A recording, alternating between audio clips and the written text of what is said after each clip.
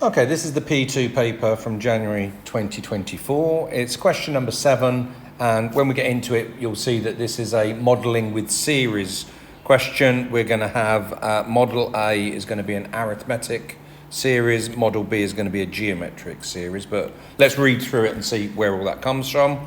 So it says, in this model, we've got in year 1, farm produces 300 tonnes of wheat. In year 12, the farm produces 4,000. And then it says here that for Model A, the amount of wheat will increase by the same amount each year.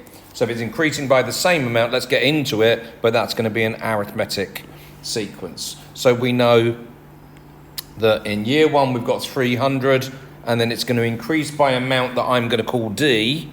So in year 2, it will be 300 plus D, and the next one will be 300 plus D plus another D, so in other words, plus 2D, and we can see that is our classic arithmetic series. So it's an arithmetic series where we've got A is equal to 300, we've got D is equal to D, obviously, and it says to us that in year 12, it produces 4,000 tonnes. So in year 12, N is equal to 12, and that means that the 12th term is going to be, did I say 400? 4,000 is going to be 4,000.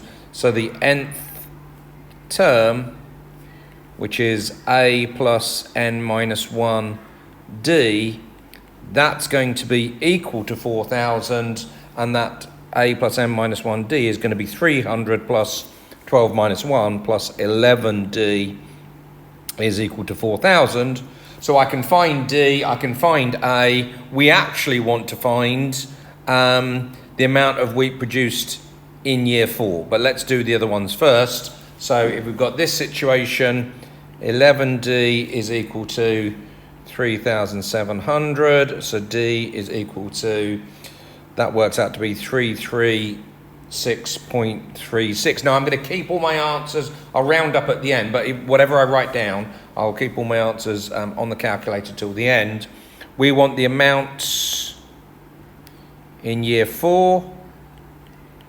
So that's going to be A plus N minus 1D again. That's going to be A plus 3D. So that's going to be 300 plus 3 times this 336.36. So that gives me 1,310 tonnes if I've rounded it to the nearest 10 tonnes, which is what they asked me to do. It's actually 1309.09, but 1310 as a final answer. Okay, so that's part A done.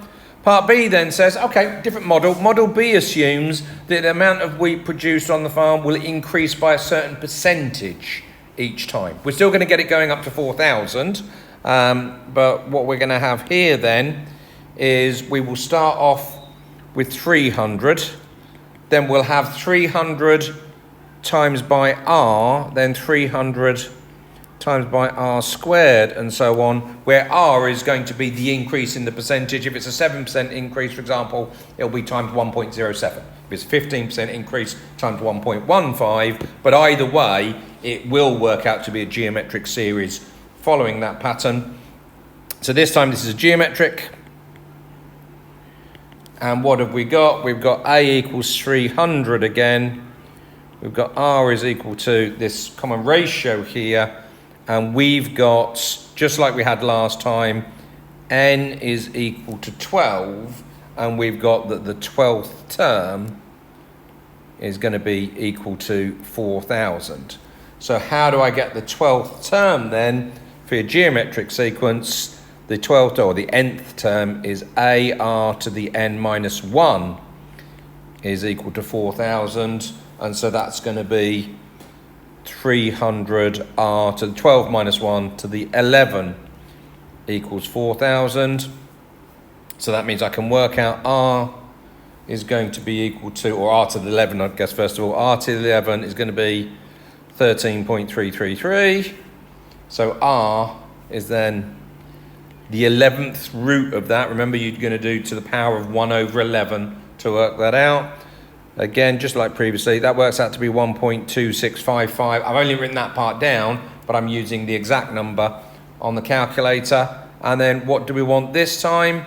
It doesn't ask for year 4 this time, it asks for year 2, again to the nearest 10 tons. So amount in year 2, well, that's AR, isn't it? This time it's AR squared. So AR, so 300 multiplied by my R. And then again, do it to, it's 379.654, but doing it to the nearest 10 is 380 tons. Right, so we've done part A, we've done part B. Part C then says, calculate according to both models the difference between the total amount from 1 to 12 for model A compared to the amount for 1 to 12 for model B. Right, so let's just make it really clear what we're doing here then. So if I'm talking about model A, I want to find the sum of the first 12 terms. I've got that A is equal to 300.